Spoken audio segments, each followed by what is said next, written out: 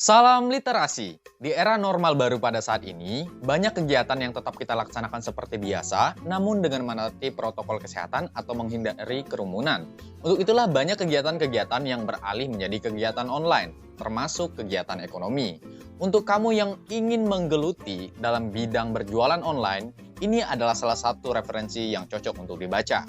Buku ini berjudul Jangan Cuma Punya Toko Online Doang yang ditulis oleh Ferry Sulianta pada tahun 2012 dan diterbitkan oleh penerbit Andi.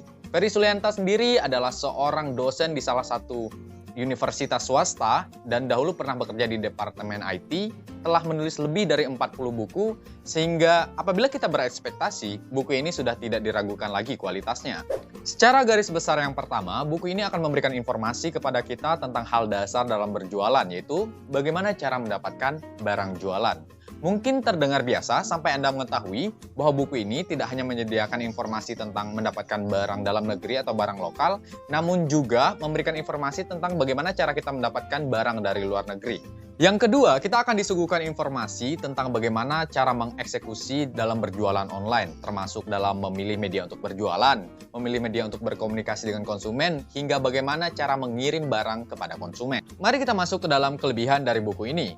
Pertama, ketika kita membaca buku ini, kita seperti layaknya membaca 3 buku yang dijadikan satu. Karena 3 pembahasan besar di dalamnya, yaitu bagaimana cara kita mendapatkan barang, yang kedua bagaimana kita mengeksekusi, dan yang ketiga banyak tips-tips penting yang sejatinya ini adalah materi-materi yang kompleks, namun dijadikan satu buku agar lebih mudah untuk dipahami dan dibaca. Yang kedua, buku ini menggunakan kata-kata yang mudah dipahami, ditambah lagi penempatan gambar-gambar untuk memudahkan pembaca mengetahui apa yang disampaikan oleh penulis, terutama tentang bagaimana langkah-langkah yang disampaikan dalam buku ini. Yang ketiga, buku ini cukup ideal jika dipegang hanya dengan satu tangan. Ini mungkin memudahkan Anda ketika Anda membaca buku ini sambil membuka komputer untuk mengikuti langkah-langkah yang ada di dalamnya. Mari masuk ke dalam kekurangan dari buku ini. Seperti yang saya katakan tadi, bahwa buku ini seperti 3 buku yang menjadi satu buku.